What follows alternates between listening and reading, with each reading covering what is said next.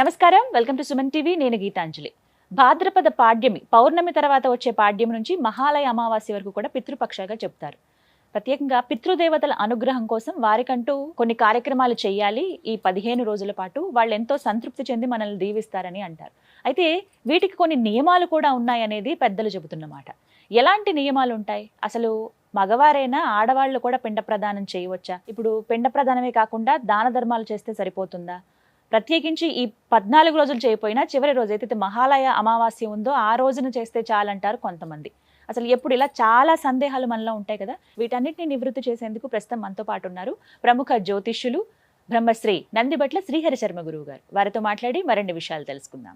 గురుగారు నమస్కారం అండి. వాగర్థ వివ సంపృక్తౌ వాగర్థ ప్రతిపత్తయే జగతః పితరౌ వందే పార్వతీ పరమేశ్వరౌ సదాశివ సమారంభాం శంకరాచార్య మధ్యమాం అస్మదాచార్య పర్యంతం వందే గురు పరంపరాం ఆదిత్యాయ చ సోమాయ మంగళాయ బుధాయ చ గురు శుక్ర శనిభ్యశ్చ రాహవే కేతవే నమః. శృంగేరి జగద్గురు పీఠాధిపతులకి కంచి పీఠాధిపతులకి నమస్కారములు తెలియజేసుకుంటూ కార్యక్రమాన్ని ప్రారంభిద్దాం. గురుగారు, పితృపక్షాలు మీరు ఎప్పుడు చెప్పే మాట పితృదేవతల అనుగ్రహం ఖచ్చితంగా ఉండాలి. ఎన్ని పూజలు చేసినా ఏం చేసినా అది అందరికీ చక్కటి అనువైన సమయం అంటే ఈ 15 రోజులే అని.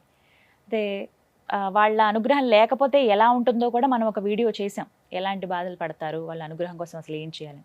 అయితే ఇది కరెక్ట్ సమయం కాబట్టి ముందుగా చాలామంది కొన్ని సందేహాలు అడిగారండి మనం చేసినటువంటి ఆ వీడియో కింద. చాలా వరకు నేను గమనించాను, అవన్నీ సేకరించి మళ్ళీ మీ ముందు ఉంచుతున్నాను. ఇంట్లో పిండ ప్రదానం చేస్తూ ఉంటారు. సరే, ఇప్పుడు ఎలాగో సమయం కాబట్టి పిండ ప్రదానం చేద్దాం పెద్దవాళ్ళకని చెప్పి. వీటికంటూ అసలు ఏమైనా నియమాలు ఉంటాయా? అసలు ఇంట్లో చేయొచ్చా, లేదు నదీ తీరాల్లోనే చేయాలా? ఇది చాలా మందికి ఉన్నటువంటి సందేహం. ముందుగా దీన్ని నివృత్తి చేయండి. పితృపక్షాలు భాద్రపద కృష్ణ పాడ్యమి అంటే పౌర్ణమి తదనంతరం వచ్చే పాడ్యమి నుంచి అమావాస్య వరకు ఉండేటువంటి రోజులు 15 రోజులని పితృపక్షాలు, మహాలయ పక్షాలు, పెత్తరామాస్య, పెద్దోళ్ల తిథులు ఇలా ప్రాంతాన్ని అనుసరించి చెప్పుకుంటుంటారమ్మా. అయితే ఇక్కడ మనం తెలుసుకోవాల్సినటువంటి విషయం ఏంటంటే, మనము నిత్యం పూజించే దేవతల కన్నా మనల్ని కనిపెంచినటువంటి తల్లిదండ్రులు పితృదేవతలు.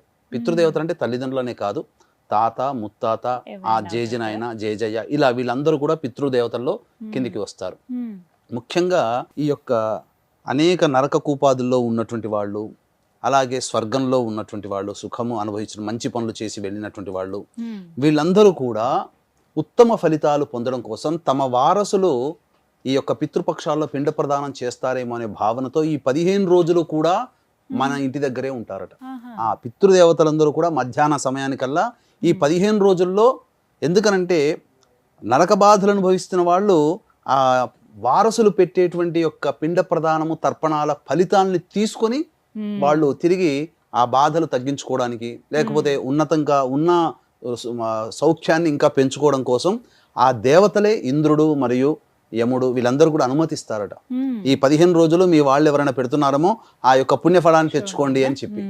ఆ విధంగా మన కుటుంబంలో మరణించినటువంటి తల్లిదండ్రులు, తాత ముత్తాతలు వీళ్ళందరూ కూడా వసు ఆదిత్య రుద్ర రూపంలో, ఎవరో కాదండి, తండ్రి తాత ముత్తాత ఎవరో కాదు, బ్రహ్మ విష్ణు మహేశ్వర స్వరూపం, దేవతా స్వరూపము పితృదేవతా స్వరూపము ఒకరై మనకు ఈ యొక్క జీవితాన్ని ఇచ్చిన వాళ్ళు. ముఖ్యంగా వీక్షించేటువంటి సుమన్ టీవీ ప్రేక్షకులు, ఏ రుణాన్నైనా కానీ మనం తీర్చుకోవచ్చు, కానీ తల్లిదండ్రుల రుణాన్ని తీర్చుకోలేము. తల్లిదండ్రుల రుణాన్ని తీర్చుకునే ఏకైక తరుణం వాళ్ళు చనిపోయిన తిథి రోజున వాళ్ళ పేరున చేపట్టినటువంటి పిండ ప్రదాన కార్యక్రమాలే. ఎందుకంటే రక్తమాంసాలు ఇచ్చి తల్లి ఎంతో ప్రేమగా మన పని మనం చేసుకునేంత వరకు మనకు సేవ చేస్తుంది తల్లి. ఏదడిగినా కాదనకుండా కష్టపడతాడో, ఇంకా ఏదేం చేస్తాడో తెలియదు, కానీ తండ్రి ఈ వస్తువులు ఇచ్చి పెంచి పెద్ద పోషిస్తాడు. కానీ జీవితంలో బ్రతికున్నంత వరకు కూడా తండ్రి కుమారుడు ఎంతో గొప్పవాడైన దేహి అని ఒక రూపాయి అడగడు.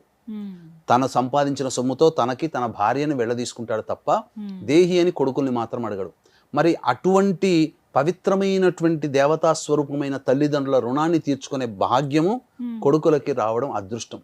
కాబట్టి ఆ కొడుకులు వివాహం చేసుకున్న భార్యలు, ఆ సంతానానికి అంతా కూడా ఈ పితృదేవతల రూపంలో తల్లిదండ్రులు ఆశీర్వచనం ఇస్తారు. అందుకనే మనం ఏ రోజునైనా కానీ మర్చిపోయినా ఈ పితృపక్షాల్లో మాత్రం ఖచ్చితంగా విధి విధానంగా పిండ ప్రదాన కార్యక్రమాలు చేసుకోవలసిందే. ఉమ్, ముఖ్యంగా ఉమ్. నియమాలు అనేటువంటివి మనం గనక అంటే గమనించుకున్నట్లయితే ఇంట్లో చేయొచ్చా అండి అసలు? తప్పకుండా ఇంట్లోనే చేసుకోవచ్చా? ఏ గృహం అయితే ఆ ఇంట్లోకే వస్తారు. ఒకవేళ ఇంట్లో చేసుకోలేని పక్షంలో అయితే ఉమ్, నదీ తీరంలో చేస్తే ఇంకా విశేషం. ఉమ్, నదీ తీరంలో కానీ సముద్ర తీరంలో కానీ పితృపక్షాల్లో చేసుకుంటే ఉమ్, చాలా విశేషం.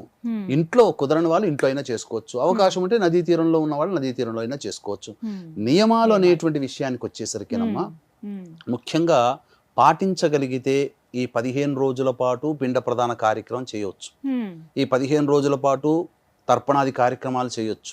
ఈ 15 రోజుల పాటు స్వయం పాకము బ్రాహ్మడికి దానం చేయవచ్చు. చేయొచ్చండి. ఉహు, లేకపోతే కనీసము వాళ్ళు చాలామంది అనుకునేటువంటి ఏంటంటే వాళ్ళకి తిథి తెలుస్తుంది. ఉమ్, ఆ తిథి మన తల్లిదండ్రులు చనిపోయిన తిథి ఉంటుంది. ఉమ్, ఆ తిథి రోజున పిండ ప్రదానము స్వయం పాక దానము తర్పణాది కార్యక్రమాలు చేసుకోవచ్చు. ఉమ్. ఒకవేళ మాకు ఏ తిథి రోజున తెలియనప్పుడు. హా, తెలియదు అని అనుకున్న వాళ్ళు ఉన్నారనుకోండి, ఆ. ఈ భాద్రపద అమావాస్య అక్టోబర్ 2వ తారీఖు రోజున ఉంది. ఉమ్, అమావాస్య రోజునైనా కానీ ఈ నియమాన్ని పిండ ప్రదాన కార్యక్రమాన్ని చేయవచ్చు. ముఖ్యంగా చేసేటువంటి కర్త ఉమ్, ఏ రోజున పిండ ప్రదానం చేస్తాడో ఉమ్, ఆ రోజున ముందు రోజు ఉంటుంది కదా, మ్. ఆ ముందు రోజు రాత్రి భోజనం చేయకూడదు, ఉపాహారం తీసుకోవాలి. ఆహా, ఆ ముందు రోజు భార్యతో సంగమం పనికిరాదు. ఉమ్, ఇక తరువాత చేసేటువంటి రోజున చాలా క్లీన్గా మంచిగా ఉండాలని పొద్దున్నే వెళ్ళి షేవ్ చేసుకుని వస్తారు, కటింగ్ చేసుకుని వస్తారు, ఉమ్. గోల్డ్ కత్తిరించుకుంటారు. అవి చెయ్యకూడదు. ఆ రోజు అసలు ఆ రోజు చేయకూడదండి. పిండ ప్రదానం చేసే రోజున ఇవి క్షౌరం వద్దు. చెయ్యకూడదు. ఉమ్, పైగా తాను పిండ ప్రదానం చేసేటువంటి వ్యక్తి ఎవరైతే ఉంటారో కొడుకు, ఉమ్, తాను కేవలం ఏకవస్త్రము, ఆహా, పైగా పైన ఉత్తరీయం వేసుకొని పైన ఉత్తరీయం శుభకార్యాల్లోనే ఉత్తరీయం పంచ వేసుకోకూడదు. మాత్రమే ఆ, కట్టుకోవాలి. తర్వాత బొట్టు గంధములు ఇట్లాంటివి పెట్టుకోకూడదు. ఆహా, విభూతి ధరించవచ్చు. ఉమ్, ఇక తరువాత ముఖ్యంగా ఉమ్, ఈ యొక్క అన్న ప్రసాదంతో పిండ ప్రదానం చేసేటువంటి ఆ భర్త ఉంటాడు కదా, భర్త భార్య కోడలు కదా, ఉమ్, ఆ కోడలు ఏకవస్త్రముతో ఉమ్, చక్కగా మడి కట్టుకొని ఉమ్, ముందుగా దీపారాధన, ఆ యొక్క పెద్దవాళ్ళ యొక్క ఫోటో దగ్గర దీపారాధన, పూలమాల, అగరబత్తి వెలిగించి ఉమ్, ఆ దీపారాధన కోడలు చేస్తేనే ఈ యొక్క భర్తకి అనుమతి పిండ ప్రదానం చేయడానికి. కాబట్టి విధిగా ఆ విధంగా చేసి చేయమంటారు. ఉమ్, వారికి ఇష్టమైనటువంటి పదార్థములు, ముఖ్యంగా అన్ని పదార్థములు వండి ఉమ్, వ్యక్తి చనిపోయినటువంటి వ్యక్తికి ఇష్టమైన పదార్థం ఉంటుంది కదా, ఆ పదార్థాన్ని అక్కడ ఉమ్, నైవేద్యంగా ఆ ఫోటో దగ్గర పెట్టవచ్చు. అది కొంతవరకు కొన్ని శాస్త్రాలు మనకు అంగీకరిస్తున్నాయి. ఉమ్, ఈ విధంగా చేస్తూ ఉమ్, తర్వాత తర్పణాది కార్యక్రమాలు చేయాలి. ఉమ్, తర్వాత స్వయం పాక దానం చేయాలి. ఉమ్, తదనంతరం ఆ రోజంతా కూడా వీలైతే 15 రోజులు పితృపక్షాలు కాబట్టి ఉమ్, తమ తల్లిదండ్రుల గురించి ఆలోచించుకుంటూ వాళ్ళు ఏ విధంగా కన్నారు, ఏ విధంగా పెంచారు, ఎంత అల్లారు ముద్దుగా పెంచారు, నాకు అవసరమైన సందర్భంలో నాకు బాసటగా ఎలా ఉన్నారు, నాకు అండగా ఎలా ఉన్నారు, ఉమ్, నాకు కష్టకాలంలో నా తల్లిదండ్రులు ఎలా ఆదుకున్నారు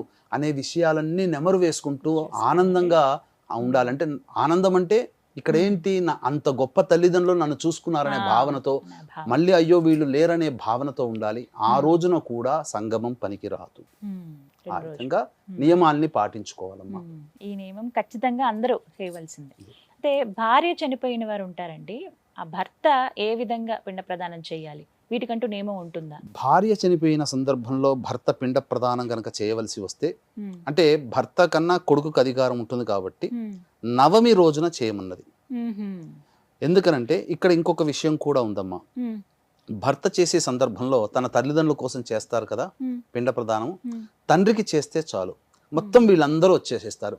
భర్త, ఆహా. సోదర సోదరి వీళ్ళందరూ కూడా అందరికీ. ఆ యొక్క పిండ ప్రదానంలో ఇది వస్తారు. చాలా కాబట్టి మంది సందేహం ఆ. అండి. ఇంట్లో ఇప్పుడు సాధారణంగా తండ్రి చనిపోయి ఉంటారు, కొంతమందికి సోదరులు సోదరి ఇలా అవును. చనిపోయి ఉంటారు. వీళ్ళలో ఎవరికి ముందుగా చెయ్యాలి అనేది చాలా మంది సందేహం. ఎవరికి ముందుగా కంటే కూడా అందరికి కలిపి తండ్రికి చేస్తే అందరూ ఆ యొక్క వచ్చినట్టే. పిండ ప్రదానం చేసే సందర్భంలో వస్తారు. ఉమ్. ఖచ్చితంగా పిండ ప్రదానం చేయాల్సిందేనమ్మా. ఇప్పుడు ఆ చనిపోయిన వాళ్ళ అందరి ఫోటోస్ కంపల్సరీగా ఉంచాలండి. ఉంటే మంచిది. పూర్వకాలంలో ఫోటోలు ఎక్కడ ఉన్నాయి? ఏం అవును. 1900 తాతలు సంవత్సరంలో అయితే అవన్నీ ఉండవు, ఏమీ లేవు ముత్తాతలు కాబట్టి అయితే ఉండవు. వాళ్ళని తలుచుకుంటూ చేసుకోవడమే. పేర్లు చెప్పుకుంటే చాలా అంటారు. ఈ విధంగా అలా కొంతమంది వీరమరణం పొందిన వాళ్ళు ఉంటారు, చాలా మంది జవాన్లు మనం చూస్తూ ఉన్నాము. అలాగే దుర్మరణం పాలైన వాళ్ళు కూడా ఉంటారు. ఇంకొంతమంది రోడ్ యాక్సిడెంట్స్ లో చనిపోయే వాళ్ళు, ఆత్మహత్యాయత్నం చేసిన వాళ్ళు, ఇలా ఫైర్ యాక్సిడెంట్స్ లో చనిపోయిన వాళ్ళు, వీళ్ళందరికీ అసలు ఎలాంటి, ఎందుకంటే కరెక్ట్ సమయం తెలియదు ఎప్పుడు చనిపోయారు అనేది, ఎప్పుడు ప్రాణం వదిలారు, ఏ తిథి అనేది. వీళ్ళకి ప్రత్యేకంగా ఏమైనా నియమాలు ఉంటాయా? వీర మరణం అంటే దేశం తరపున కానీ రాజ్యం తరపున కానీ పోరాడి, లేదా ఒక ప్రజాసేవలో నిమగ్నమయ్యుండి ప్రజల తరపున పోరాడినటువంటి సంఘటనలు సోషల్గా ప్రజల కోసం కేవలం జవానే అవ్వాల్సిన పని లేదు. ప్రజల సంఘం తరపున పోరాడి చనిపోయిన వాళ్ళు ఉన్నారు. ఇప్పుడు మనకు తెలంగాణ ఉద్యమం జరిగింది, ఆ ఉద్యమంలో అనేక మంది ప్రాణాలు పోయాయి, వాళ్ళందరూ కూడా వీరమరణమే. కాబట్టి ఇక్కడ ప్రభుత్వం తరపున దేశం తరపున ఏదైనా ఒక గొప్ప కార్యం సాధించుకోవడం కోసం ప్రాణాలు అర్పించుకున్నటువంటి వాళ్ళు వీళ్ళు వీరమరణం కిందికి వస్తారు. జవాన్లు, సైనికులు, పోలీసులు వీళ్ళందరూ కూడా. వీళ్ళందరికీ ద్వాదశి తిథి రోజున పెట్టాలి. ఇక దుర్మరణం పాలైన వాళ్ళు, అంటే దుర్మరణం అంటే road accident, fire accident, suicide attempt, నదిలో బావిలో పడి చనిపోవడం, ఇంట్లోంచి వెళ్ళిపోవడం, లివర్ ఫెయిల్యూర్, కిడ్నీ ఫెయిల్యూర్, క్యాన్సర్తో చనిపోవడం, 60 సంవత్సరాల లోపల ఏ విధంగా చనిపోయినా అది దుర్మరణమే. ఎందుకంటే కోరికలు తీరకుండా, ఆశలు తీరకుండా, బాధ్యతలు తీరకుండా చనిపోతారు. కరోనాలో చనిపోయిన వాళ్ళు ఉంటారు కదా ఇప్పుడు. ఎందుకంటే వీక్షించేటువంటి ప్రేక్షకుల్లో తమ వాళ్ళు కరోనా కోల్పోయిన వాళ్ళు ఉంటారు. కరోనాలో చనిపోవడం కూడా దుర్మరణమే. అలాగే స్త్రీ హత్య, గోహత్య, బ్రాహ్మణ హత్య ఇలా ఎవరు చేసినా, ఏ విధంగా జరిగినా, పిల్లిని చంపిన వాళ్ళు ఉంటారు. ఆ వంశం కూడా దుర్మరణం సంబంధించినటువంటి పితృశాపానికి గురైనటువంటి సందర్భంగా. కాబట్టి ఇలా దుర్మరణం పాలైనటువంటి వ్యక్తుల కోసం ఘట చతుర్దశి అనే ఒక తిథి ఉంది. అంటే అమావాస్య ముందు వచ్చే రోజు చతుర్దశి. ఆ చతుర్దశి తిథి రోజున వారి కోసం ప్రత్యేకంగా దుర్మరణమైనటువంటి పాలైన వాళ్ళ కోసం ప్రత్యేకంగా పిండ ప్రదానం చేయాలి. ఇక్కడ వీక్షించేటువంటి ప్రేక్షకులు కూడా మనవి ఏంటంటే, పితృదోషం అనేటువంటిది ఉన్నప్పుడు కుటుంబంలో ప్రశాంతత ఉండదు, కుటుంబంలో మంచి అనేటువంటిది జరగదు. ముఖ్యంగా వివాహాలు కాకుండా, సంతానం కలగకుండా ఇబ్బంది పడుతుంటారు. అనుకున్న కార్యక్రమాలన్నీ కూడా నోటి దాకా వచ్చి వెనక్కి వెళ్ళిపోతాయి. గొప్పగా జీవితం అంటూ ఉండదు. కాబట్టి ఇవన్నీ పితృశాపాలు. కాబట్టి ఈ పితృశాపాలకి ఈ పిండ ప్రదానం చేసేటప్పుడుతో పాటుగా ముఖ్యంగా పితృదోష నివారణ కార్యక్రమాలు జరిపించుకోవాలి. అది జరిపించుకుంటేనే కానీ జీవితంలో అభివృద్ధి అనేటువంటిది ఉండదు. అనగా మోక్షాన్ని పొందని ఆత్మలు ఈ యొక్క దుర్మరణం పాలైనటువంటి కుటుంబాల్లో ఉన్న వాళ్ళకి జరుగుతాయి. కాబట్టి ఈ సంబంధించి పితృదోష నివారణార్థమై ఈ నెల 30వ తారీఖు, ఎందుకనంటే 30వ తారీఖు మఖా నక్షత్రము త్రయోదశి తిథి కలిసి వచ్చినటువంటి రోజు. ఆ యొక్క సంబంధించి 30వ తారీఖు రోజున పితృదోష నివారణార్థమై పితృదోష నివారణ కార్యక్రమాలు మన పీఠంలో ఆధ్వర్యంలో జరపబడుతున్నాయి. అవకాశం ఉన్న వాళ్ళు కార్యక్రమ తదనంతరం కాంటాక్ట్ చేసి పితృదోష నివారణ కార్యక్రమాలు జరిపించుకోవచ్చండి. కొందరి ఇళ్లలో ఆడ సంతానం మాత్రమే ఉంటారండి, మగవారు ఉండరు. మరి ఆడపిల్లలు ఏ విధంగా వాళ్ళ పెద్దలకు పిండ ప్రదానం చేయించవచ్చు? అసలు చేయొచ్చా, చేయకూడదా? ఇది చాలా మందికి సందేహం. మగవారు మాత్రమే చెయ్యాలా, ఆడవాళ్ళు కేవలం దానాలు ఇవ్వడం అక్కడ వరకేనా పరిమితి అని అడుగుతారు. ఈ విషయం మనకు చాలా మందికి సందేహం ఉంటుందమ్మా. ఎందుకంటే రీసెంట్గా ఇప్పుడు మనం ఇప్పుడు ప్రోగ్రామ్ చేస్తున్నాం కదా, ఈ రోజే ఒక కాల్ చేశారు ఆఫీస్కి. మాకు భర్త లేరు, అమ్మాయి ఉంది, కానీ అమ్మాయికి ఇంతవరకు ఏం పెళ్ళిళ్ళు కావట్లేదు. అయితే భర్త చనిపోయినప్పుడు ఎక్కడో శ్రీశైలంలో ఎక్కడోనట అయ్యవారులు ఆడపిల్లైనా పిండ ప్రదానం చేయొచ్చు అని చెప్పి చేయించారట. కానీ శాస్త్ర ప్రకారము ఆడపిల్లలకి పిండ ప్రదాన అర్హత లేదు, అస్సలు చెయ్యకూడదు. ఎవరు చెయ్యాలి? భర్త ఉంటే భర్త చేయాలంటే అల్లుడు, లేకపోతే అల్లుడు గనక లేకపోతే ఆమె కొడుకు చేయాలి. ఆ కొడుకు లేకపోతే ఆడపిల్లలే ఉంటారు కదా. అటువంటి సందర్భంలో ఎవరు చేయాలంటే బ్రాహ్మణుని కర్తగా పెట్టి పిండ ప్రదాన కార్యక్రమం చేసుకోవాలి. ఇది ఇక్కడ విశేషం అమ్మ. కాబట్టి ఇక్కడ ఏంటంటే తల్లిదండ్రులు ఆడపిల్లని కన్న తర్వాత ఎక్కడో చోట గోత్ర దానం జరుగుతుంది. అక్కడ ఆడపిల్లలకి శాస్త్ర ప్రకారము పిండ ప్రదానం చేసే అర్హత లేదు. పెళ్ళవక ముందు కూడా అర్హత లేదమ్మా. ఇది మాత్రం ఖచ్చితం. ఇది ఎవరు చేసినా శాస్త్రం ఒప్పుకోదు. కాబట్టి ఈ పిండ ప్రదాన కార్యక్రమాలు కొంతమంది కుటుంబాల్లో చేసి ఉంటారు.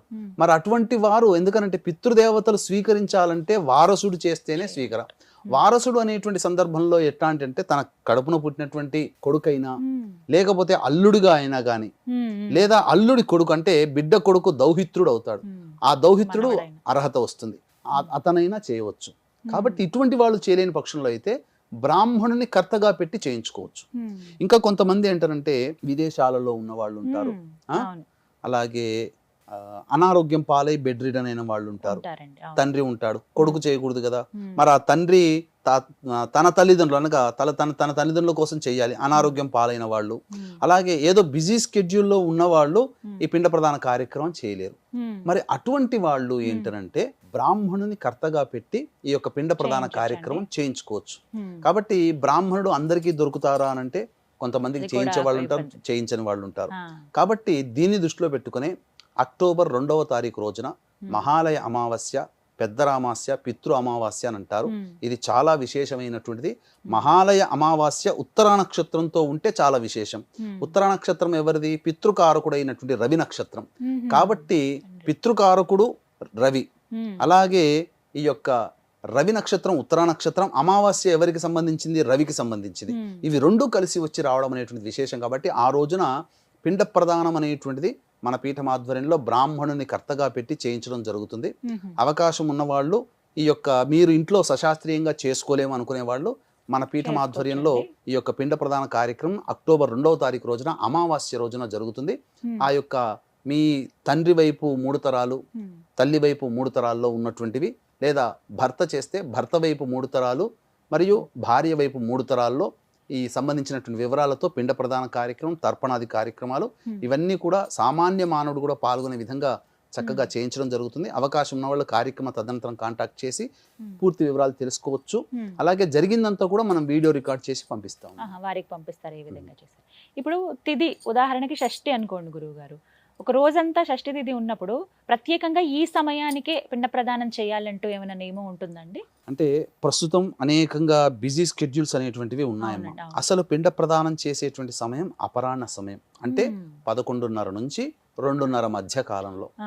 తల్లిదండ్రుల కోసం కదమ్మా, ఒక్క రోజు లీవ్ పెట్టుకొని మనం కార్యక్రమం, తల్లిదండ్రుల కంటే గొప్ప కాదు, అది కార్యక్రమం ఇంట్లో జరిపించుకోవచ్చు. లేదు బిజీ స్కెడ్యూల్ ఉన్న వాళ్ళు ఈ యొక్క 15 రోజుల్లో సూర్యోదయమైన దారభ్యత ఇంట్లో ఈ యొక్క పిండ ప్రదాన కార్యక్రమం, తర్పణాది కార్యక్రమం ఇవన్నీ చేసుకోవచ్చు, తప్పులేదు. ఈ పిండ ప్రదానం చేసే రోజున ఇంట్లో దేవుడి దగ్గర దీపం పెట్టచ్చా అండి? ఇది చాలా మంది అడుగుతున్నటువంటి సందేహం. పూజ చేసుకోవచ్చా? నార్మల్ గా చేసుకోవచ్చు అమ్మా, తప్పేమీ లేదు. ఎందుకంటే చాలా మందికి ఒక అపప్రథ ఏంటంటే పెద్దవాళ్ళ కోసం పిండ ప్రదానం చేసేటప్పుడు దేవుడి పూజ, ఇంట్లో దీపారాధన పనికిరాదు, చాలా మంది చెయ్యరు. కొంతమంది అలా అపప్రథ సృష్టించారు. ఎందుకనంటే మా ఇంట్లో కూడా నా చిన్నతనం నుంచి చూస్తున్నాను. ఇప్పటి వరకు కూడా మా నాన్నగారు కూడా మా ఇంట్లో దేవతార్చన ఉంటుంది. అంటే శివ పంచాయతనం, విష్ణు, అంబిక, ఆదిత్య, గణనాథుడు, రుద్రుడు. ఉదయాన్నే లేచి స్నానకృత్యాదులన్నీ తీర్చుకొని సంధ్యావందనాలు చేసుకొని ఇంట్లో దేవతార్చన చేసి దీపారాధన చేసి ఇంట్లో దేవతార్చన చేసిన తర్వాత అప్పుడు విధిగా మా తాతయ్య గారికి, నాయనమ్మ గారికి తద్దినాలు మా ఇంట్లో ఇప్పటికీ జరుగుతాయి. కాబట్టి వీక్షించేటువంటి సుమన్ టీవీ ప్రేక్షకులారా, ఎవ్వరు కూడా తద్దినం రోజున ఈ పితృపక్షాలలో ఈ పెద్దల తిథులు కాబట్టి ఇంట్లో దీపారాధన చెయ్యకూడదని, అలాగే ఇంకోటి ఏంటంటే ముగ్గు అని అంటారు. అవునండి, ఇది నేను అంటే ముగ్గు వేయకూడదమ్మా. ముగ్గు ఇంటి ముందర ముగ్గు వేయకూడదు. ఏ రోజైతే తిథి ఉంటుందో ఆ రోజు వేయకూడదు. అందుకనే పూర్వకాలంలో ఈ యతులు, అలాగే ఈ సంబంధించినటువంటి భోజనానికి వచ్చే వాళ్ళు ఉంటారు కదా, సాధువులు కానీ, వీళ్ళందరూ కూడా ఫస్ట్ ఇంటి ముందర చూసేది గుమ్మం దగ్గర ముగ్గు వేశారా లేదా అని. ముగ్గు వేస్తే ఆ ఇల్లు శుభంగా ఉంది కాబట్టి ఇంట్లో ఎటువంటి పిండ ప్రధాన కార్యక్రమాలు చేయలేదని చెప్పి ఆ ఇంట్లో భిక్షను అందుకునేవాళ్ళు. అదొక గుర్తు. ఇంటి దగ్గర ముగ్గు వేయలేదు అని అంటే ఈ రోజు వాళ్ళ ఇంట్లో పితృకార్యం జరుగుతుంది అని చెప్పి ఆ ఇంటిని దాటి మళ్ళీ వేరే ఇంటికి వెళ్ళేవాడు. కాబట్టి ఖచ్చితంగా ముగ్గు మాత్రం వేయకూడదు, ఇది నియమం. ముగ్గు వేసాము అని అంటే, ముగ్గు వేస్తే ఆ పితృదేవతలు ఇంట్లోకి రారు. ఇది మన కోసం పిలిచేటువంటి రోజున వాళ్ళు పరిశుద్ధంగా ఉండాలని చూస్తారు. అందుకనే ముగ్గు వేస్తే పితృదేవతల ఆహ్వానం కాదు, దేవత ఆహ్వానం. అందుకనే మనకు గమనించుకున్నట్లయితే మహాభారతంలో ధర్మరాజు కానీ పాండవులు కానీ ఇంట్లోంచి వెళ్ళేటప్పుడు తను ఇంట్లోంచి వెళ్ళకంటే ముందే ద్రౌపది దేవి లేచి ఇంట్లో ముగ్గు వేసేదట. అంటే భర్త ఆ భార్య వేసిన ముగ్గుని దాటుకొని వెళితే కార్యజయం అయ్యేది. పూర్వకాలంలో ఎన్నో నియమాలు పాటించారు కాబట్టి ఆ విధంగా ఉన్నాయి. ఇప్పుడు ఎవ్వరూ ముగ్గు వేయట్లేదు, చాక్పీస్తో గీస్తున్నారు. కాబట్టి దేవతాహ్వానము ముగ్గు వేస్తే ఉంటుంది. పితృదేవతా కార్యక్రమం చేసేటప్పుడు ముగ్గు వేయకూడదు.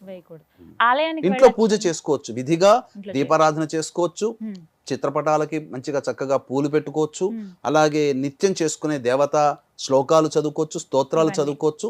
అవి చదువుకొని ఈ పితృ కార్యక్రమాలు అపరాహ్న కార్యక్రమంలో కాలంలో చేసుకుంటే మంచిదమ్మా. ఆలయానికి వెళ్ళొచ్చా అండి? తప్పకుండా వెళ్ళొచ్చమ్మా. ఆలయానికి ఏం తప్పు లేదు, దైవ దర్శనం చేసుకోవచ్చు, తప్పేమీ లేదు. కాకపోతే ఆ రోజంతా పితృదేవత సంబంధించినది ఉంటుంది కాబట్టి తమ పితృదేవతల్ని స్మరించుకోండి అని చెప్తారు. అది స్మరణ చేసుకోవాలి ఆ రోజున. ఇక అందరూ ఎదురు చూసేది స్వయం పాకం. స్వయం పాకం దానం ఇవ్వాలి అని చెప్తూ ఉంటారు కానీ అసలు అందులో ఉండవలసినటువంటి ముఖ్యమైనటువంటి వస్తువులు ఏంటి, ఎందుకు ఇస్తారు అసలు స్వయం పాకం, ఎవరికి ఇవ్వాలి, ఇలా ఎన్ని సందేహాలు అడిగారు గురువుగారు. ఇక్కడ వీక్షించేటువంటి ప్రేక్షకులకు కూడా ఏంటంటే అనాదిగా వస్తున్నటువంటి ఆచారము అని చెప్పేసి అని అంటుంటారమ్మా, స్వయం పాక దానము అని చెప్పేసి. ఎందుకనంటే పితృ కార్యక్రమాలు చేసేటప్పుడు అంటే ఇక్కడ మీకు ఒక విధానం, శాస్త్రీయ విధానాన్ని మీకు తెలియజేస్తానమ్మా. 4 వర్గాలుగా విభజించబడి ఉంది మన యొక్క భారతీయ వ్యవస్థ. ఉన్నప్పుడు బ్రహ్మ, క్షత్రియ, వైశ్య, ఇతర కులస్తులుగా చెప్పబడి ఉంది. యజ్ఞోపవీత ధారణ ఉన్నటువంటి కుటుంబాలలో అంటే బ్రహ్మ, క్షత్రియ, వైశ్య, తర్వాత విశ్వబ్రాహ్మణ, పద్మశాలి, ఇలాంటి కొన్ని కుటుంబాలు ఉన్నాయి. ఆ కుటుంబాలలో ఉన్నటువంటి వాళ్ళకి ఏంటంటే యజ్ఞోపవీత ధారణ, ఉపనయన అర్హత ఉంటుంది కాబట్టి ఆ కులాలలో చనిపోయినటువంటి వ్యక్తులకి విధిగా అన్నప్రసాదంతో పిండ ప్రదానం చేయాలి. ఇది విధానం. ఇక మిగతా కులస్తులకి ఎలాంటి నియమం పెట్టబడి ఉందనంటే బియ్య పిండితో కానీ, అలాగే యవల పిండితో కానీ, గోధుమ పిండితో కానీ పిండ ప్రదానములు చేసి అవి దర్భలు పరిచి ఆ దర్భల మీద పిండ ప్రదానం అనేటువంటిది చేయాలి. ఇది చేసిన తర్వాత విధిగా తర్పణాది కార్యక్రమాలు చేయాలి. తర్పణాది కార్యక్రమాలు నల్ల నువ్వులు నీళ్లు కలిపినటువంటి దాంతో వాళ్ళ పేర్లు చెబుతూ తర్పణాది కార్యక్రమాలు చేయాలి. తదనంతరం బ్రాహ్మణుడికి స్వయం పాకదానం అనేటువంటిది చేయాలి. అయితే బ్రాహ్మణుడికి స్వయం పాకదానం చేసేటువంటి సందర్భంలో మనకు సృష్టిలో కొన్ని వస్తువులు ఉన్నాయి. బ్రహ్మ సృష్టి, విశ్వామిత్ర సృష్టి అని ఉన్నాయి. బ్రహ్మ సృష్టించినటువంటి కాయగూరలు మాత్రమే పితృదేవతా సంబంధమైనటువంటి కార్యక్రమాలకి వినియోగించాలి. అందుకనే కొన్ని మాత్రమే ఈ పితృ కార్యక్రమాల్లో ఉపయోగించేటువంటి వస్తువులు స్వయం పాకం, ఆకుకూరలు, కాయగూరలు, ఇలా వస్తువులు, ఇంట్లో ఉపకరించేటువంటి వస్తువులు. ఎందుకనంటే బ్రాహ్మణుడు ఇంట్లో భోజనం, తన ఇంట్లో తాను నిత్య దేవతార్చన చేసుకొని విధిగా భోజనం చేసే అలవాటు ఇంట్లో ఉంటుంది కాబట్టి ఆ కాలంలో బ్రాహ్మణులు ఇంట్లో అందరింట్లో భోజనం చేసే వీలు లేదు కాబట్టి అనాదిగా వస్తున్నటువంటి ఆచార ప్రకారము స్వయం పాకం అంటే బ్రాహ్మణుడు వండుకోవడానికి సంబంధించినటువంటి వస్తువులన్నీ కూడా శాస్త్రము ఏమి చెప్పబడిన వస్తువులో ఆ వస్తువుల్ని బ్రాహ్మణుడికి స్వయం పాక దానంలో ఇచ్చేసేసి అలాగే తగు వస్త్రము ఇచ్చి, ఎందుకంటే ఖచ్చితంగా వస్త్రదానం చెయ్యాలి. తర్వాత బ్రాహ్మణుడు తృప్తి పడే విధంగా తగు దక్షిణ కూడా ఇచ్చి ఆ బ్రాహ్మణుడికి సంతోష పెట్టాలి. ఇది చెప్పబడినటువంటి స్వయం పాకం. ఇవన్నీ కూడా పితృ కార్యక్రమాలన్నీ కూడా దక్షిణం వైపు తిరిగి చేయమన్నది శాస్త్రం. ఎందుకంటే దక్షిణ దిక్కులో పితృదేవతల యొక్క స్థావరం, దక్షిణ దిక్కు యమస్థావరం. కాబట్టి వీక్షించేటువంటి ప్రేక్షకులు ఇప్పుడు చాలా జాగ్రత్తగా ఈ యొక్క కార్యక్రమాన్ని వీక్షించండి. ఎందుకంటే చాలా అమూల్యమైనటువంటి విషయాలు. ఇప్పుడు చెప్పుకోబోయేటువంటి వస్తువుల్నే మీరు మీ యొక్క స్వయం పాకం సంబంధించినటువంటి దానంలో మీరు పెట్టుకోవాలి. ఆకుకూరలు బ్రాహ్మణులకు మాత్రమే ఇవ్వాలండి. బ్రాహ్మణులకు ఎందుకనంటే ఇక్కడ మనకు శాస్త్ర ప్రకారం చెప్పబడి ఉంది ఏంటంటే ఏ కార్యక్రమానికైనా కానీ బ్రాహ్మణునికి వినియోగించిందే అది మంత్ర రూపంలో గతించినటువంటి పితృదేవతలకి చెందుతుంది. అంటే ఇక్కడ మీకు ఒక సందర్భంగా రావచ్చు చాలా మందికి, ఈ పితృ కార్యక్రమాల్లో పిండ ప్రదానం చేసినంత మాత్రాన, వస్త్రము సమర్పించినంత మాత్రాన, వస్తువులు సమర్పించినటువంటి మాత్రాన పితృదేవతలకు ఎలా చెందుతుంది అని అంటారు. మంత్రమమ్మ ఒక దానికి, ప్రతి దానికి కూడా ఒక విధానం ఉంటుంది. మహాభారత యుద్ధ కాలంలో యుద్ధాలు చేశారు, బాంబులు వేసుకున్నారు అని చెప్పి అంటారు. అంటే ఈనాడు మనం GPS, మనం ఒక మొబైల్లో మనం చిన్న చిప్పు పెట్టుకొని ప్రపంచంలో ఎక్కడికి పోయినా మనం మన వాళ్ళతో మాట్లాడుతున్నాం. మరి ఎలా సాధ్యం అవుతుంది? అది ఆ చిప్పునే ఆ సిస్టంలో వాడి ఉంటారు. మరి ఇక్కడ కూడా ఆ సాపేక్షమే ఇక్కడ మనం కూడా మనకు అనుభవించుకోవాలి. ఢిల్లీలో ఉన్న వ్యక్తికి ఇక్కడ నుంచి మనం గూగుల్ పే, ఫోన్ పే చేస్తే అతని అకౌంట్లోకి ఎట్లా పోతుంది? మరి అది టెక్నాలజీ అని అంటారు. ఇది కూడా మంత్రం అనేటువంటి దానిలో ఉండే టెక్నాలజీ. దీన్ని నమ్మి తీరాల్సిందే. ఎందుకనంటే గతించినటువంటి పితృదేవతలు ఎక్కడో చోట జన్మించి ఉంటారు. వారికి ఎందుకు సంవత్సరంలో ఒక్కసారైనా పిండ ప్రదానం ఎందుకు చేస్తామంటే పితృలోకానికి ఒక నియమం ఉంది. ఏంటంటే 6 నెలలు మనకు ఈజ్ ఈక్వల్ టు వాళ్ళకి పగలు, మనకు 6 నెలలు ఈజ్ ఈక్వల్ టు వాళ్ళకు ఒక రాత్రి. కాబట్టి మన సంవత్సరం ఈజ్ ఈక్వల్ టు వాళ్ళకి ఒక్క రోజు. కాబట్టి సంవత్సరంలో ఒక రోజు మనం పెట్టడం వల్ల అంటే పితృదేవతలకి ఒక రోజు చేరుతుంది. అయితే అది మళ్ళీ ఎలా అన్వయించబడుతుంది? ఆ లోకంలో ఉన్నటువంటి వాళ్ళు మళ్ళీ జన్మెత్తుతారు కదా, మన వాళ్ళు ఎక్కడో ఒక చోట పునర్జన్మ అనేది ఉంది కదా. ఆ యొక్క జన్మ ఎత్తినప్పుడు వాళ్ళకి సంవత్సరం పాటు కూడా అన్నపానాదులకు లోటు లేకుండా ఉంటుంది. ఈ రోజున రోడ్ సైడ్ ఎవరైతే ఉన్నారో వాళ్ళు అనుభవిస్తున్నటువంటి దరిద్రం అంటే ఎందుకు వస్తుంది అని అంటే వాళ్ళు గత జన్మల్లో ఎక్కడో పుట్టున్నారు. ఆ వారసులు పిండ ప్రధాన కార్యక్రమాలు చేయట్లేరు. కాబట్టే కట్టుకోవడానికి బట్ట, ఉండడానికి ఇల్లు, ప్రతిరోజు అడుక్కునే స్థితికి చేరుకున్నారు. కాబట్టి ఈ శాస్త్రాన్ని పాటించే వాళ్ళు మాత్రమే ఆనందంగా ఉండగలుగుతున్నారు. అందుకనే ఈ రోజు కూడా తరతమ భేదము, ఆర్థిక భేదం, అందరి రక్తంలో ఒకటే రక్తం, అందరికీ ఒకటే గ్రూపు, పెద్దవాడికి ఏ గ్రూప్ ఏ పాజిటివ్ ఉన్నా బీదవాడికి ఏ పాజిటివ్ ఉంటుంది. మనం చెప్పుకోవడానికి మంచిదే. కానీ ఎందుకు తేడా వస్తుందనంటే ఈ ఆర్థికమైన పరిస్థితులు కానీ ఇవన్నీ బాగుండాలంటే పితృ కార్యక్రమాలు చేయాలి. ఒకప్పుడు భారతదేశము గొప్ప సంపదలతో తలతూగింది. మరి ఈనాడు ఎందుకు సంపదలతో తలతూగట్లేదంటే వాళ్ళు పితృ కార్యక్రమాలు చేయట్లేరు. మరి విదేశాల్లో ఉన్న వాళ్ళు గొప్ప ధనవంతులు కదా, మరి వాళ్ళు ఏం చేయకపోయినా వాళ్ళు ఎంత గొప్ప ధనవంతులు అవుతున్నారంటే కర్మభూమి మన భారతదేశం. కాబట్టి కర్మభూమిలో కర్మ చేస్తేనే ఫలితం. అది భోగభూమి, అక్కడ భోగమే తప్ప ఇంకా కర్మ లేదు అక్కడ. అందుకనే విదేశాల్లోకి వెళ్ళిన వాళ్ళని మళ్ళీ తల్లిదండ్రులకి పిండ ప్రదానం చేసే అర్హత వాళ్ళకి ఉండదు. అది శాస్త్రం. కాబట్టి ఇక్కడ ప్రధానంగా ఈ యొక్క బ్రాహ్మణుడికి ఇవ్వాల్సినటువంటి స్వయంపాక దానంలో మనం ఏమేమి ఉండాలి, శాస్త్రం ఏం చెప్పబడి ఉంది అనేటువంటిది మనం చేయాలి. విస్తర్లు వాడాలి. మోదుగతో ఆకులతో చేసిన విస్తర్లని మనం వాడాలి. పొత్తర్లు అని అంటారు. కొంతమంది ఏంటంటే అరిటాకులు పనికిరావని కొన్ని శాస్త్రాలు చెప్పబట్టి ఇప్పుడు అరిటాకుల్లోనే పెడుతున్నారు. అది అయితే ఆకుకూరల్లో చామకూర, తోటకూర ఇవి రెండు మాత్రమే ఉండాలి. మిగతా పాలకూర, గోంగూర ఇవన్నీ వేయకూడదు. ఓన్లీ దొరికితే చామకూర, తోటకూర ఎక్కడైనా దొరుకుతుంది, ఇది వాడాలి. ఇక కాయగూరల్లో కాయగూరల్లో ఏమేమి ఇవ్వమన్నది దొండకాయ, బెండకాయ, దోసకాయ, కాకరకాయ, నల్లేరు, పనస, వంకాయ, ఈ కాయలు మాత్రమే వాడమంది కాయగూరల్లో. ఇక గడ్డకూరల్లో ఏం వాడమన్నది చామదుంప, అరటికాయ, కంద, అల్లము, ముల్లంగి, ఇవి వస్తువుల్ని గడ్డకూరలో మనం ఇవ్వాలి. ఆలుగడ్డలు ఇస్తుంటారు కొంతమంది, ఇవన్నీ ఇవ్వకూడదు. ఆలుగడ్డలు ఈ మధ్య వచ్చాయి, చిన్నప్పుడు ఎక్కడ ఉన్నాయి, లేవు. ఇక ఇవ్వాల్సినటువంటి వంట సరుకుల్లో ఏమేమి ఉండాలి పప్పుల్లోనంటే మినపపప్పు, కందిపప్పు, శనగపప్పు, పెసరపప్పు. ఇక చాలా మంది పచ్చిమిర్చి పెడుతుంటారు, పచ్చిమిర్చి వాడకూడదు. ఎండు మిరపకాయలు వాడాలి, ఎండు మిరపకాయలు ఇవ్వాలి. చింతపండు, బెల్లము, ఉప్పు, నెయ్యి, గేదె నెయ్యి అయినా ఆవు నెయ్యి అయినా, నూనె, పల్లి నూనె, వాడుకునేటువంటి పల్లి నూనె అయినా, ఎడిబుల్ ఆయిల్. ఇక పాలు, పెరుగు, పీచు తీయని కొబ్బరికాయ, కొబ్బరికాయ పూర్ణఫలం, పూర్ణంగా ఉండాలి. పీచు తీయని కొబ్బరికాయ ఉండాలి. ఇక తరువాత ఎండు కారము, బియ్యము, పసుపు, జీలకర్ర, ఆవాలు, ఇంగువ, అలాగే ఖర్జూర పండు, తమలపాకులు, వక్కలు, ముఖ్యంగా తేనె ఉండాలి, తేనె. తర్వాత మెంతులు, గోధుమ పిండి, పండ్లల్లో అరటి పండ్లు. ఈ వస్తువులు మాత్రమే మనం స్వయంపాక దానంలో ఇవ్వాలి. ఇవి తప్ప మిగతావి ఏవి ఇచ్చినా పితృదేవతా కార్యక్రమంలో మనము దోషము ఆపాదించబడుతుంది. ఎందుకంటే మనము ఏ దేవతా పూజల్లోనైనా కానీ చివరికి శ్లోకం ఉంటుంది, మంత్రహీనం క్రియాహీనం భక్తిహీనం పరమేశ్వర యత్ పూజితం మయాదేవ పరిపూర్ణం తదుస్తి. అంటే మంత్రంలో లోపం చేసినా, క్రియలో లోపం చేసినా, భక్తిలో లోపం చేసినా నన్ను క్షమించు పరమేశ్వర అంటాం. పరమేశ్వరుడు క్షమిస్తాడు. కానీ పితృదేవతలు శ్రద్ధగా పెట్టేదే శ్రాద్ధము. కాబట్టి ఇట్టి పితృదేవతలు అనుగ్రహించాలి అనంటే ఖచ్చితముగా ఈ సంబంధించినటువంటి నియమాను ప్రకారము శ్రద్ధగా పాటించాలి.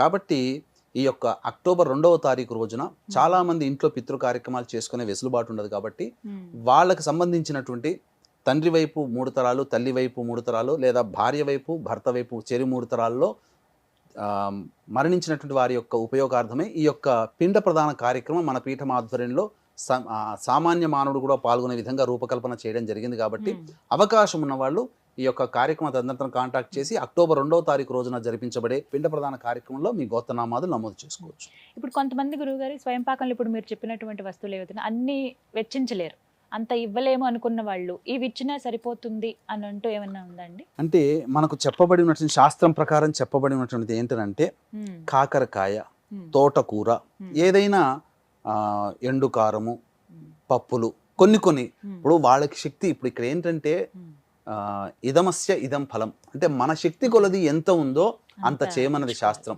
కాబట్టి అతి బీద వాళ్ళు కూడా ఉంటారమ్మా, అందరికీ ఉండదు కదా. కాబట్టి వాళ్ళకి ఒక 10 రూపాయలు పెడితే ఒక 2 తోటకూర కట్టలు వస్తాయి, ఒక కిలోంబావు బియ్యం. ఆ రోజు తండ్రి తల్లిదండ్రుల కోసం ఒక 100-200 రూపాయల్లో ఇవ్వగలిగే సామాన్లు ఏవైనా కానీ బ్రాహ్మడికి దక్షిణ ఇచ్చి ఆ యొక్క స్వయంపాక దానం ఇవ్వచ్చమ్మ. కాబట్టి ఇక్కడ చాలా మంది ఏంటనంటే ఈ యొక్క పిండ ప్రధాన కార్యక్రమం చేసుకోలేని వాళ్ళు కూడా ఉంటారు. ఆ రోజున నేను కడు దారిద్ర్యంలో ఉన్న వాళ్ళని కూడా చూశానమ్మా.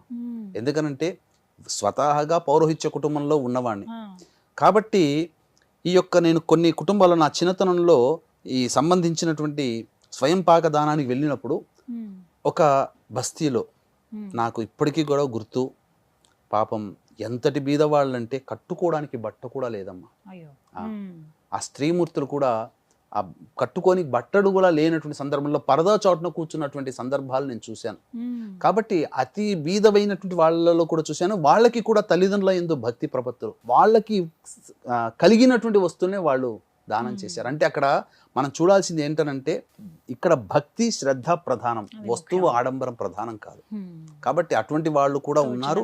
అటువంటి వాళ్ళు కూడా నియమంగా పాటించిన వాళ్ళు ఖచ్చితంగా పితృదేవతానుగ్రహం వల్ల ఎంతటి దారిద్ర్యమైనప్పటికీ ఉన్నప్పటికీ కూడా ఈ పితృదేవతానుగ్రహం వల్ల వాళ్ళు అచిర కాలంలోనే ఖచ్చితంగా వాళ్ళ సంకల్పాలు నెరవేర్చుకుంటారు. ఖచ్చితంగా పాటించాలి కూడా ఈ పితృ కార్యక్రమాలు. నేను ఒక మాట విన్నాను గురుగారు, పిండ ప్రదానం చేయలేని వాళ్ళు, స్వయం పాకదానం ఇవ్వలేని వాళ్ళు కొంతమంది ఒకవేళ అవి కుదరని పక్షంలో అన్నదానం చేస్తూ ఉంటారు. అలా చేసినా పర్వాలేదు అని అంటారు. ఇది ఎంతవరకు నిజమండి?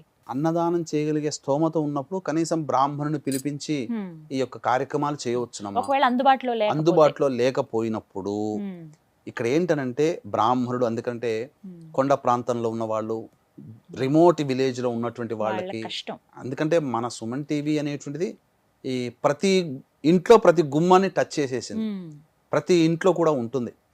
ఈ చూసినటువంటి వాళ్ళు అయ్యో మన ప్రాంతంలో బ్రాహ్మణులు లేరు, ఎందుకంటే సిటీ కాబట్టి బ్రాహ్మణులు దొరుకుతారేమో. మీరు పల్లెటూళ్ళకి వెళితే 5-6 పల్లెటూళ్ళ కలిపి ఒక బ్రాహ్మణుడు ఉన్న పల్లెటూళ్ళు కూడా ఉన్నాయి.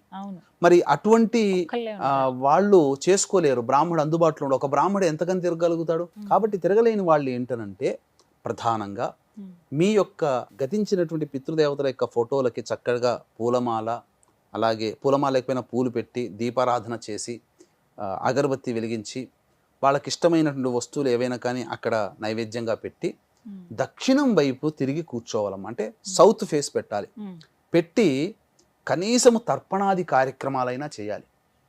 తర్పణాది కార్యక్రమాలు ఎలా చేయాలి అనంటే ముందుగా తూర్పు వైపున కూర్చొని గణపతికి నమస్కారం చేసి, ఈ రోజున నా తల్లిదండ్రుల కోసం వాళ్ళ ఆకలి దప్పులు తీర్చడం కోసం వాళ్ళు నా ఇంటికి వస్తున్నారు కాబట్టి వాళ్ళు వచ్చే సమయానికి ఒక కొడుకుగా నా బాధ్యతగా నేను చేస్తున్నాను, నాకు నిర్విఘ్నంగా కొనసాగి ఆ ఫలాన్ని నా పితృదేవతలకు అందించవయ్యా అని చెప్పి ఆ గణపతిని ముమ్మార్లు నమస్కారం చేసుకొని దక్షిణం వైపు తిరిగి ఫేస్ పెట్టి పితృదేవతల్ని వాళ్ళందరినీ కూడా తాత ముత్తాతలు గుర్తుండే వాళ్ళందరినీ ఒకసారి స్మరించుకొని వాళ్ళకి ఆకలి దప్పులు తీరడం కోసం నేను చేస్తున్నాను, ఇది నా బాధ్యత, స్వీకరించండి పితృదేవతల్లారా అని చెప్పి సంకల్పం చేసుకొని నల్ల నువ్వులు నీళ్లు కలిపినటువంటి ఒక కలశంలో, ఒక చెంబులో కలిపి వేసిన తర్వాత ఈ యొక్క పితృ కార్యక్రమాల్లో ఏంటనంటే ఇనుప వస్తువులు వాడకూడదు.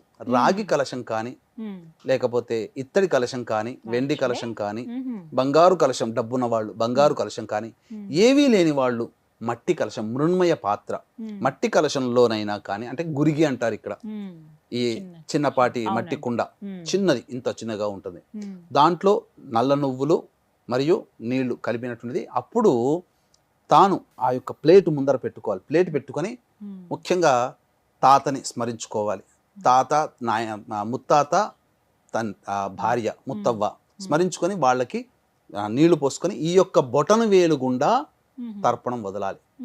వదిలి స్వధానమస్తర్పయామి తర్పయ అంటే వాళ్ళ పేర్లు చెప్పి తర్పయామి తర్పయామి తర్పయామి అని 3 సార్లు వదలాలి. ఈ బొటన వేలు గుండానే ఆ నీళ్లు నల్ల నువ్వులు జారాలి. ఇంకెక్కడి నుంచి జారినా పితృ సంబంధించిన వాళ్ళకి వెళ్ళదు. కాబట్టి ఈ యొక్క అరచేతిలో ఆ నీళ్లు వేసుకొని, ఆ నల్ల నువ్వులు కలిపినటువంటి నీళ్లు వేసుకొని వాళ్ళ పేరు స్మరించి, ఆ పేరు గోత్రము, వాళ్ళ గోత్రము, వాళ్ళ పేరు స్మరించి తర్పయామి తర్పయామి తర్పయామి అని 3 సార్లుగా వదిలి ఆ ప్లేట్లో వేయాలి. అలా తాత, నాయనమ్మ, ముత్తాత, ముత్త తండ్రి, తల్లి, అలాగే చనిపోయినటువంటి సోదరులు, సోదరీమణులు, మేనమామ, మేనత్త, వీళ్ళందరూ వస్తారు. మళ్ళీ మేనమామ భార్య, మేనత్త భార్యలు రారు. తర్వాత భార్య వైపు తల్లి, తండ్రి, తాత, నాయనమ్మ, ముత్తాత వాళ్ళు కూడా శ్వశురం, మా భార్య తండ్రి, వాళ్ళ గోత్రము, వాళ్ళ పేరు తలుపుకొని తర్పయామి అని 3 సార్లు వదిలేసేసి ఇక నమస్కారం చేసుకొని నాకు శక్తి ఇంతే ఉంది అని చెప్పి నమస్కారం చేసుకొని వీలుంటే అన్నదాన కార్యక్రమం చేయవచ్చునమ్మా. అన్నదానంలో ముఖ్యంగా ఉండాల్సిన ఏదైనా వాళ్ళు శాకాహారం ఏదైనా కానీ అన్నదాన కార్యక్రమం చేయవచ్చు విరివిగా. ఏదో ఇద్దరికి పెట్టినా చాలు. బ్రాహ్మడికి పెడితే ఇంకా శాస్త్రం ప్రకారం బ్రాహ్మడికి పెట్టమంది కాబట్టి బ్రాహ్మడికి విశేషంగా ఏదైనా వస్తువులు ఇస్తే సరిపోతుందమ్మా. కుటుంబం అవసరం శక్తి ఉంటే వస్త్రం కూడా ఇవ్వచ్చు. ఎందుకంటే వస్త్రం ఇస్తే అది గతించిన వాళ్ళ పేరు మీద వస్త్రం ఇస్తున్నారు కాబట్టి ఆ యొక్క మళ్ళీ జన్మ ఎక్కడో ఎత్తుతారు కదా, వాళ్ళకి ఎటువంటి చలికి, ఇప్పుడు చాలా మంది చలికి దుప్పట్లు కట్టుకోలేని పరిస్థితి ఉంటుంది, కట్టుకోవడానికి బట్టలు లేనటువంటి పరిస్థితి ఉంటుంది. ఏ జన్మ ఎత్తినా వాళ్ళకి ఒక ఆచ్ఛాదన అనేటువంటిది ఉంటుంది. ఒక పక్షే ఉందమ్మా, ఆ పక్షికి చలి పుట్టి చలికి గిలగిల కొట్టుకుంటుంటే ఎవరో ఒకరు ఆ వస్త్రదానం మనం బ్రాహ్మడికి చేస్తాం కాబట్టి ఆ పుణ్యం వాళ్ళకి వెళుతుంది కాబట్టి ఎవరో ఒకరు జీవకారుణ్యంలో ఉన్న వాళ్ళు ఆ పక్షిని ఆ చలికి ఇబ్బంది పడకుండా కాపాడుకునే సంఘటనలు కూడా మనం సోషల్ మీడియాలో చూసాం. కాబట్టి ఏదో ఒక రకంగా మనకు ఆ జన్మ ఎత్తినటువంటి జీవికి అనేటువంటిది ఆచ్ఛాదన అనేటువంటిది ఉంటుందమ్మా. నేను ఒక దగ్గర విన్నానండి, కొత్త బట్టలు కొనొద్దు ఈ పితృపక్షంలో అని అన్నారు, నిజమేనా? అవునమ్మా. అంటే ఏంటనంటే కొత్త బట్టలు కానీ చీపుర్లు కొనకూడదని చెప్పి అని అంటుంటారు. వాస్తవానికి ఏంటనంటే చీపురు అని అంటే దరిద్రాన్ని తోసేటువంటి శుభమైనటువంటిది కాబట్టి ఇవి కొనుక్కోవచ్చు కానీ కొత్త బట్టలు అనేటువంటివి వాడకూడదు, శుభకార్యాలు అనేటువంటివి చేయకూడదు. ఎందుకంటే ఇవన్నీ పితృపక్షాలు కేవలం గతించినటువంటి పితృదేవతల కోసమై ఏర్పాటు చేయబడినటువంటిది కాబట్టి ఈ సమయంలో అటువంటి శుభకార్యాలకు సంబంధించినటువంటి కొత్త బట్టలు కొనుక్కోవడం కానీ అవి చేయకూడదమ్మా. ఇక మహాలయ అమావాస్య ఈ 14 రోజుల్లో ఒకవేళ కార్యక్రమం చేసినా చేయకపోయినా ఆ ఒక్కరోజు పెడితే చాలు, అది ఖచ్చితంగా వారికి చేరుతుంది పెద్దలకి అని అంటారండి. అందులోనూ ఈసారి సూర్యగ్రహణం ఉంది. ఇది చాలా మందికి ఒక సందిగ్ధత ఏర్పడిపోయింది. 2వ తారీఖున మహాలయ అమావాస్య, ఓకే సూర్యగ్రహణం ఉంది అని అంటున్నారు, అసలు మనకు ఉందా లేదా, ఆ రోజున అసలు పిండ ప్రదానం చేయొచ్చా చేయకూడదా, ఏ సమయానికి చెయ్యాలి, ఇలా సందేహం అండి. వాస్తవమేనమ్మా. ఇప్పుడు ఎందుకంటే సూర్యగ్రహణం అనేటువంటిది అక్టోబర్ 2వ తారీఖు రోజున అమావాస్య రోజున వస్తుంది. విచిత్రం ఏంటంటే ఈ పితృపక్షాలలో గ్రహణం ప్రారంభమై పితృపక్షాలు ఎండింగ్ లో, అంటే ఈ పితృపక్షాలలోనే 2 గ్రహణాలు వస్తున్నాయి. పితృపక్షాలు దేనికి సంకేతము? పెద్దవాళ్ళకి సంబంధించినటువంటి గతించినటువంటి లోకాలకి. ఖచ్చితంగా ఈ గ్రహణ ప్రభావం వల్ల ప్రపంచవ్యాప్తముగా ఏదో జరగబోతుందమ్మా, అది మాత్రం వాస్తవం. ఈ పితృపక్షాలు అయిన తరువాత మనం వాటిని మనం చూస్తాం, అవి సంఘటనలు జరిగిన తర్వాత మాత్రం మనకు అప్పుడు అర్థమవుతుంది. ముందు ఇవన్నీ కూడా మంచి జరగాలని కోరుకోవాలి, నష్టం జరగకూడదని. కానీ ప్రకృతి కదమ్మా, తన పని తాను చేసుకుపోతుంది. ఇప్పటికే ఎన్నో మనం విలయాలు చూసాం, ప్రకృతి విలయాలు చైనాలో చూసాం, ఇక్కడ చూసాం. అనేక రకాలుగా మనకు చంద్రగ్రహణం ఉన్న రోజునే ఈ ఇజ్రాయెల్, లెబనాన్ వాటి సరిహద్దుల్లో పేజర్లు పేలిపోయి చాలా మంది చనిపోయారు. కూర్చున్న చోట జేబుల్లో పేజర్లు పేలిపోయి చంద్రగ్రహణం రోజునే వార్తలు చూసాం. కాబట్టి సూర్యగ్రహణం అక్టోబర్ 2వ తారీఖు రోజున వస్తుంది. అయితే గ్రహణం మన ప్రదేశంలో, మన భారతదేశంలో కనిపించదు కాబట్టి ఆ గ్రహణ ప్రకారంగా నియమాలు పాటించాల్సిన అవసరం లేదు. యథావిధిగా పిండ ప్రదాన కార్యక్రమం అమావాస్య రోజున చేయవచ్చు, సందేహమే లేదు. ఇక ఎక్కడో అమెరికాలో కనబడుతుంది కాబట్టి అక్కడి ప్రాంతం వాళ్ళు ఆ గ్రహణ సందర్భంగా నియమాన్ని పాటించాలి. కాబట్టి అక్కడ అమెరికాలో ఈ యొక్క సూర్యగ్రహణం ఏర్పడుతుంది కాబట్టి ఏం చేయాలి? అటువంటి వాళ్ళు ఏంటంటే బ్రాహ్మణుని కర్తగా పెట్టి మన భారతదేశంలో జరిపించుకోవచ్చు. కాబట్టి దీన్ని దృష్టిలో పెట్టుకుని మన పీఠం ఆధ్వర్యంలో ఈ అక్టోబర్ 2వ తారీఖు రోజున రాలేని వాళ్ళు, చేసుకోలేని వాళ్ళ కోసం, ముఖ్యంగా గ్రహణ ప్రాంతం కనిపిస్తున్నటువంటి అమెరికా, యూకే తదితర ప్రాంతాల్లో కనిపిస్తున్నటువంటి వారు చేసుకోలేరు కాబట్టి వారి కోసం మన పీఠం ఆధ్వర్యంలో ఇక్కడ హైదరాబాద్లో ఈ సంబంధించినటువంటి పిండ ప్రదాన కార్యక్రమం అనేటువంటిది సామాన్య మానవుడు కూడా పాల్గొనే విధంగా చేయించడం జరుగుతుంది. అవకాశం ఉన్న వాళ్ళు కార్యక్రమ తదనంతరం కాంటాక్ట్ చేసి ఈ అమావాస్య రోజున జరిగేటువంటి పిండ ప్రదాన కార్యక్రమం పెద్దల అమావాస్య, పితృ అమావాస్య, మహాల అమావాస్య, మళ్ళీ ఇటువంటి అవకాశం దాటింది అని అంటే మళ్ళీ ఈ అవకాశం రాదండి. కాబట్టి వీక్షించేటువంటి ప్రేక్షకులు ఈ అక్టోబర్ 2వ తారీఖు రోజున గ్రహణం ఉంది అని చెప్పి మాత్రం ఏమాత్రం కూడా మీరు సందేహపడకండి. మన భారతదేశంలో కనిపించదు కాబట్టి యథావిధిగా శాస్త్ర ప్రకారం అమావాస్య రోజున ఏ విధంగానైతే సర్వేషాం అమావాస్య అని అంటారు ఇది. కాబట్టి ఈ యొక్క 15 రోజులు అనగా 14 రోజుల్లో పిండ ప్రదానం చేసుకుందాం అని చెప్పి అవకాశం కుదరక చేసుకోలేని వాళ్ళందరూ ఈ అమావాస్య రోజున విధిగా చేసుకుంటే అది పితృదేవతలకే చెందుతుంది. కాబట్టి చక్కగా మీరు ఇంట్లోని దగ్గరలోని ఊళ్ళల్లో ఉన్నటువంటి మంచి పండితులను సంప్రదించి ఆ రోజున మీరు కార్యక్రమం యథావిధిగా చేసుకోండి. చేసుకోలేని వాళ్ళ కోసమైతే మన ఆధ్వర్యంలో జరిపించడం జరుగుతుంది. కాబట్టి జరిగిన కార్యక్రమం అంతా మీకు వీడియో పంపించడం జరుగుతుంది. అవకాశం ఉన్న వాళ్ళు కార్యక్రమం తదనంతరం కాంటాక్ట్ చేసి పూర్తి వివరాలు తెలుసుకోవచ్చు. 2వ తారీఖున చేస్తారండి. అవునమ్మా. చాలా చక్కగా అన్ని సందేహాలు తీర్చారు గురుగారు. అంటే ఇవి ఎప్పటి నుంచో ఉన్నవే, ఎవరిని అడగాల ఏమిటా అని తెలియదు. ప్రతి ఒక్కటి స్వయం పాకదానం కానీ, ఆడవాళ్ళు చేయకూడదా, ఏం నియమాలు పాటించాలని ప్రతి ఒక్కటి చాలా వివరంగా తెలియచేశారండి. ధన్యవాదాలు. సర్వం శ్రీ ఉమామహేశ్వర పరబ్రహ్మార్పణమస్తు. విన్నారు కదా, మీరు ఎక్కడైనా దూర ప్రాంతంలో ఉండి పితృ కార్యక్రమాలు చేయలేని పరిస్థితిలో ఉంటే గనక, లేకపోతే ఇక్కడే ఉన్న బ్రాహ్మణులు ఎవరు అందుబాటులో లేరే అని అనుకుంటే గనక, గురువుగారు ప్రత్యేకంగా పితృ కార్యక్రమాలు జరిపిస్తున్నారు. అక్టోబర్ 2వ తారీఖున మహాలయ అమావాస్య. మీకు ఇంకేమైనా సందేహాలు ఉంటే కనుక స్క్రీన్ మీద నెంబర్ ఇస్తున్నాను, గురువుగారి నెంబరు. మీరు తర్వాత కాల్ చేసి వివరాలు కనుక్కోండి. ఇది వాళ్ళ వీడియో. నమస్కారం.